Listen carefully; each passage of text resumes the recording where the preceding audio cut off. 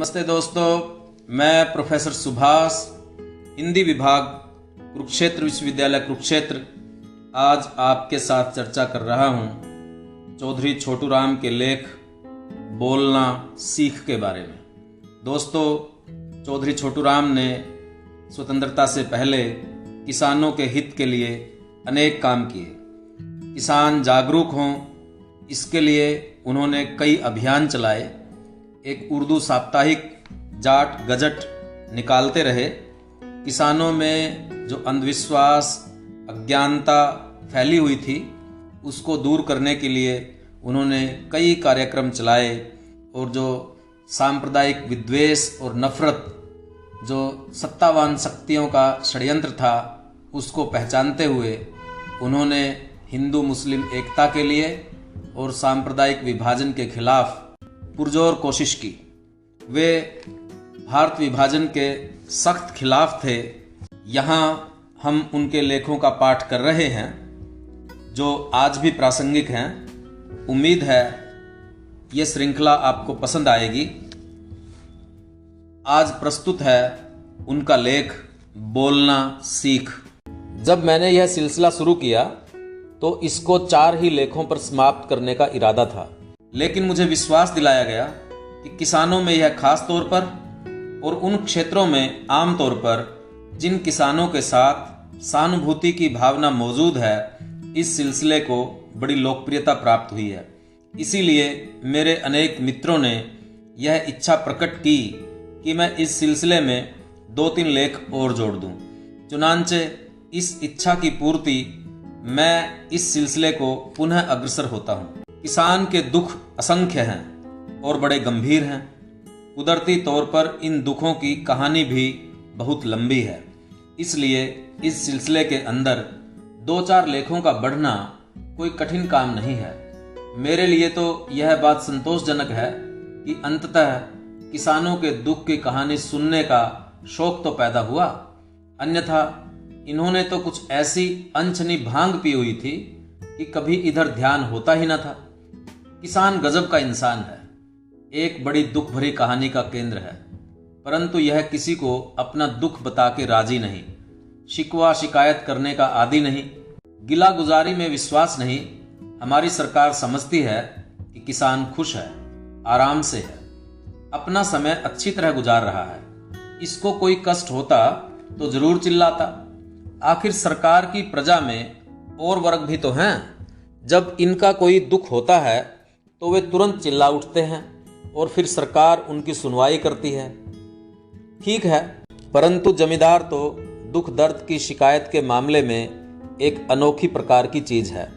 किसान अपनी जुबान पर शिकायत का शब्द लाना नहीं जानता, वह इसे अपनी शान के खिलाफ समझता है। मगर इससे यह समझ लेना कि किसान को कोई दुख नहीं है, बड़ी नासमझी की बात है। असल में देखा जाए तो किसान क्या है? एक चलता फिरता दुख है, बेकसी का नमूना है, दर्द की मूर्ति है, मुसीबत की जीती जागती तस्वीर है, दुखों की पोट है। इसका दिल दुख दर्द के घावों से छलनी बना हुआ है, लेकिन इसके घावों के मुंह नहीं, और यदि मुंह है तो मुंह में जुबान नहीं। जिस दिन इन घावों के मुंह पैदा हो गया और मुंह में जुबान हो गई, उस दिन किसान के आह व पुकार से जमीन लरजने लगेगी, आसमान कांप उठेगा, आकाश के अंदर एक भयानक हलचल मच जाएगी। जो सरकार इस समय अपने अज्ञान की वजह से सुख की नींद सोई हुई है, उसकी नींद हराम हो जाएगी, और जो खुशामदी या चापलूस या नादान और कृतघ्न सरकारी कर्मचारी अपनी गलत रिपोर्टों से सरकार को सुला देने वाले नुस्खे प्रयोग करते हैं, वह गद्दारी, मक्कारी, रियाकारी, नग्न दुराचार और दुर्भावना का रूप होंगे। किसान भाइयों, जरा कलेजा थामकर सुनना, तुम्हारे दुख की कहानी शुरू करता हूँ। किसान की भलाई का दावा करने वालों, मेरी दर्द भरी कहानी को शांति, प्रेम और ध्यान के साथ सुनना। आज्ञा दीजिए कि इस कहानी को कहाँ से शुरू करूं। यदि आज्ञा हो तो इस कहानी का आरंभ इस चीज से शुरू करूं जिसके संबंध में किसान कहलाता है, यदि जमीन और जमीन के स्वामित्व से। स्वयं बहुत से किसानों को पता नहीं कि सरकार के कानून के अनुसार इस प्रांत बल्कि भारत में किसानों की भूमि के साथ कानूनी लगाव क्या है। हम अपने आप को जमीन का मालिक समझते हैं, किसान कहलाते हैं, विश्वेदार की उपाधि देते हैं, मगर क्या किसानों ने कभी इस बात का ख्याल किया कि जब वे किसी शामला देह से या खुद अपनी जमीन से कंकर निकालना चाहते हैं तो उनको अफसर माल के यहाँ दरख्वास्त देकर स्वीकृति लेनी पड़ती है, और जो ठेकेदार चाहे वह अफसर माल की इजाज़त से हम में से चाहे जिस जमीन में से कंकड़ खुदवा सकता है। उसको हमारी इजाज़त की ज़रूरत नहीं। यह क्यों? यह इसलिए कि सरकार इस बात की दावेदार है कि ज़मीन की असल मालिक सरकार है।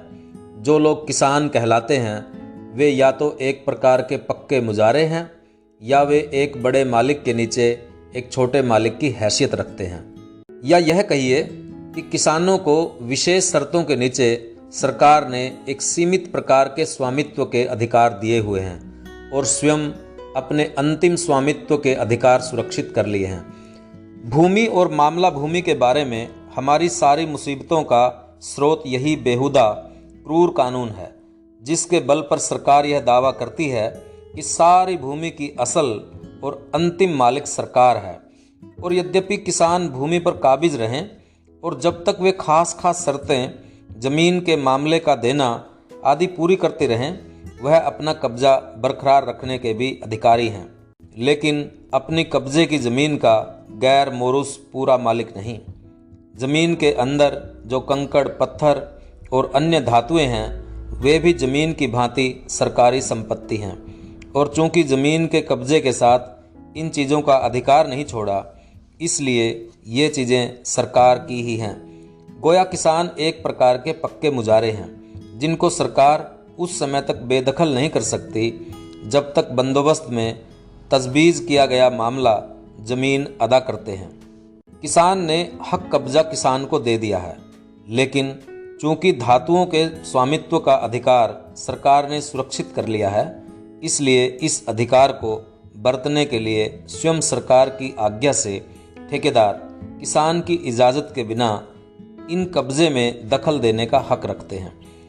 जमीन के स्वामित्व का जो मामला ऊपर दर्ज किया गया है वह किसानों की अक्सर मुसीबतों की जड़ है। यह मामला पूर्णतः अन्यायपूर्ण है। सरकार कहती है कि मुसलमान बादशाहों के समय में भी यह मामला लागू था, और चूंकि अंग्रेजी सरकार ने हुकूमत या तो मुसलमान बादशाहों से जीती है या हिंदू राजाओं से, इसलिए राजाओं को ऐसे अधिकार हासिल हैं जो मुसलमान बादशाहों और राजाओं को हासिल थे। लेकिन अंग्रेजी सरकार का यह फरमाना बिल्कुल गलत है कि मुसलमान बादशाहों ने या हिंदू राजाओं ने कभी यह दावा किया हो कि ज़मीन का असली मालिक बादशाह या राजा है, और किसान को जो अधिकार ज़मीन से मिला हुआ है वह राजा या बादशाह या हुकूमत का दिया हुआ है। यह दावा सिद्धांत और ऐतिहासिक दृष्टि से गलत है। मैंने जिला रोहतक में सैकड़ों देहात का इतिहास जो स्वयं सरकारी अफसरों ने लिखा है देखा है।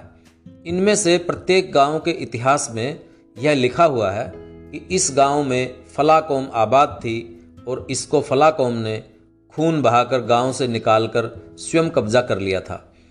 इसके अतिरिक्त राजा और राज, बादशाह और बादशाहत, हाकिम और हुकूमत सृष्टि रचने के बहुत पीछे वजूद में आए। जमीन और किसान राजा, बादशाह और हाकिम से बहुत पहले वजूद में आ चुके थे। हिंदू आस्था अनुसार चौथे मनु के ज़माने में यानी सृष्टि की रचना के लाखों वर्षों बाद राज की संस्था वजूद में आई। इसलिए यह कहना कि किसान को भूमि के बारे में जो अधिकार हैं वे सरकार ने दिए थे, एक झूठी बात है। इससे आगे जब सरकार अंग्रेजी यह दावा करती है कि राजाओं और बादशाहों का ज़माना जहालत और तारीकी, अज्ञान और अंधकार का ज़माना था और अंग्रेज़ों ने सभ्यता और रोशनी का दौर इस देश में चलाया, तो फिर क्या कारण है कि गरीब किसानों पर अंधेरे और अज्ञान के युग की रस्में और नियम लागू रहे। जहां सरकार ने बहुत सी बातों को असभ्य काल की यादगार समझकर छोड़ दिया है, इसी प्रकार के मामले को भी गुजरे हुए ज़माने में दफन कर देना चाहिए। आखिर इस तहजीब नूर के ज़माने में ऐसी निराधार बातों का कानून माल की सजावट बनाना या बनाए रखना कौन सी नीति या न्याय के सिद्धांत के आधार पर जारी रखा जा सकता है। अब आगे चलिए। टैक्सों का जो भार किसानों के कंधों पर है वह इनके लिए असहनीय है और पूर्णतः गलत सिद्धांतों पर लगा हुआ है। किसी सरकार का प्रबंध करों के बिना नहीं चल सकता है। सरकार चाहे स्वदेशी हो चाहे विदेशी हो, एक व्यक्ति की हो या लोकतांत्रिक हो या नौकरशाही हो, बिना रुपए के अपना प्रबंध नहीं चला सकती। इसलिए प्रत्येक सरकार को प्रजा पर कर लगाने पड़ते हैं। परंतु टैक्स लगाने के दो बड़े सीधे सिद्धांत हैं। एक यह है कि सरकार का प्रबंध चलाने के लिए जितना कम से कम टैक्स जो आवश्यक हो वही लगाया जाए। दूसरा यह है कि करों का भार तकसीम करने में यह बात विशेष तौर पर सामने रखी जाए कि कौन व्यक्ति कितना बोझ उठा सकता है। आज प्रत्येक भारतवासी इस बात को मानता है कि सरकार अंग्रेजी ने सामूहिक तौर पर हिंदुस्तान पर जरूरत से ज़्यादा टैक्स लगा रखा है। परंतु यह प्रश्न मेरे विषय से गहरा संबंध रखता है। करों के भार की तकसीम में सरकार अंग्रेजी ने दूसरे सिद्धांतों का खुल्लम खुल्ला उल्लंघन किया है और इस बात का सबसे बुरा प्रभाव किसान पर पड़ा है। यदि एक वर्ग के रूप में एक किसान के हितों का ख्याल रखा जाए तो भी टैक्सों के भार की तकसीम में किसान के साथ अन्याय बरता जाता है और खुद इस वर्ग के अंदर यदि प्रत्येक किसान की भलाई का ख्याल किया जाए तो व्यक्तिगत तौर पर भी किसान के साथ अन्याय का व्यवहार किया गया है। कोई धंधा ऐसा नहीं जिसमें कुछ न कुछ आय टैक्स से बरी न रखी गई हो। तमाम धंधों में पिछले वर्ष से पहले 2000 रुपये तक की आयकर मुक्त थी। अब कर से छूट की सीमा 1000 रुपया वार्षिक आय है। यह आय एक गृहस्थी के कुटुंब के गुजारे के लिए जरूरी समझी गई है और इसको पेट की रोटी समझकर टैक्स से माफ कर दिया है। परंतु भूमि की कोई आय कर मुक्त नहीं है। किसान की जमीन के एक बिस्वे पर टैक्स लगा हुआ है। किसान की रोटी पर भी टैक्स है। मालूम नहीं हमारी भोली सरकार यह क्यों समझती है कि किसान को भूख नहीं लगती और इसका कुटुंब हवा खाकर जीवित रह सकता है। या सरकार को यह ख्याल है कि किसान इसकी प्रजा का एक बेबस और असहाय हिस्सा है, इसलिए इसको माफ़ी देना जरूरी नहीं। इसका पेट काटा जाए तो भी इसको कोई शिकायत ना होगी। परंतु शिकायत कुछ भी हो, सच्ची बात यह है कि जो सुविधा साहूकार को है, वकील को है, डॉक्टर को है, इंजीनियर को है, दुकानदार को है, सरकारी कर्मचारी को है, वह रियायत किसान को नहीं। लोग हैरान होंगे कि यह अन्याय क्यों। सरकार ऐसे अन्याय के जवाब में क्या दलील पेश करती है।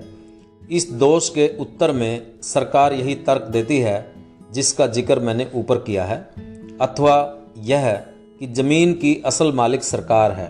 किसान तो एक प्रकार का स्थायी मुजारा है। मामला जमीन टैक्स नहीं बल्कि एक प्रकार का लगान है, किराया है, भाड़ा है। जितनी जमीन किसान सरकार से लेता है थोड़ा किराया देता है, अधिक जमीन लेता है तो अधिक किराया देता है। किराया कभी माफ नहीं हुआ करता है। यदि कोई किराएदार इस किराए को ज़्यादा समझता है या अपने ऊपर एक बोझ समझता है तो इसका छुटकारा हासिल करना इसके अपने हाथ में है, यानी वह जमीन को छोड़ दे, तब सरकार किराया न मांगेगी। जो जमीन सरकार से हजारों लाखों वर्ष पहले अस्तित्व में आई उसका किराया मांगा जाता है।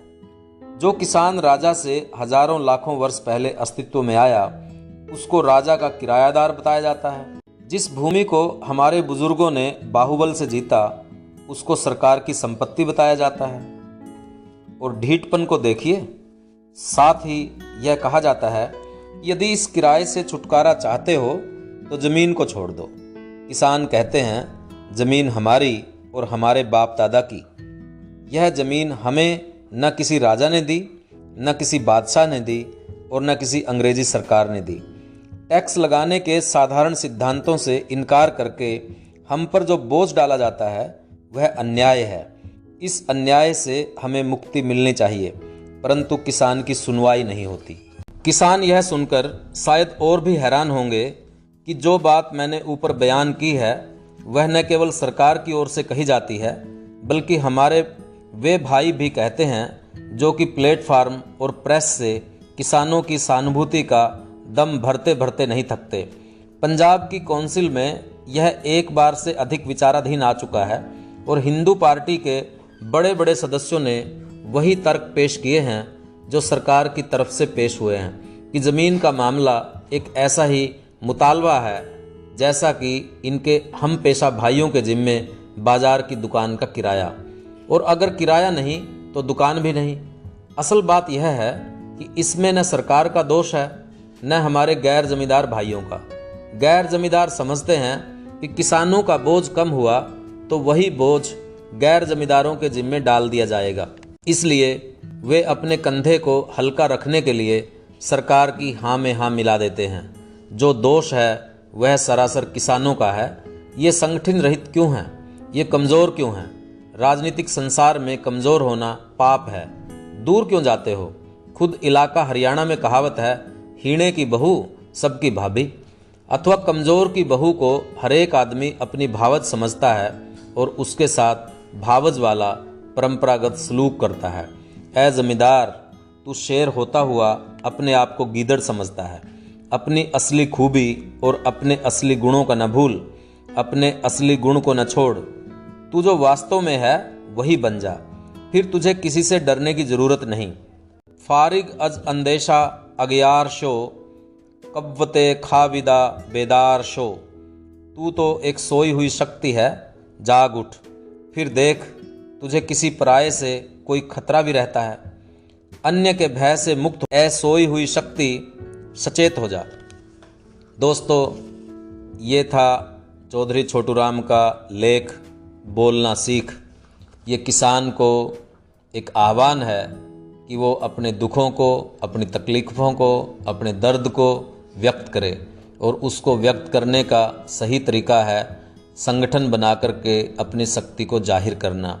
स्वाभाविक है कि चौधरी छोटू राम के बाद बहुत सारा समाज बदला है, किसान की हालत भी बदली है, किसान में चेतना भी आई है, उसके संगठन भी बने हैं और वो अपने आंदोलन भी कर रहे हैं। ये लेख उस ऐतिहासिक परिदृश्य को उद्घाटित करता है जिसमें किसान की परंपरागत तौर पे जो दुर्दशा रही है उसके कारणों की ओर संकेत करता है। ये एक शुभ संकेत है कि किसान अपने संगठन बना रहे हैं, अपने हकों के लिए जागरूक हो रहे हैं और संघर्ष कर रहे हैं। उम्मीद है दोस्तों आपको ये लेख पसंद आया होगा। आप इसे आगे बढ़ाइए। मिलते हैं किसी और लेख के साथ, तब तक के लिए धन्यवाद।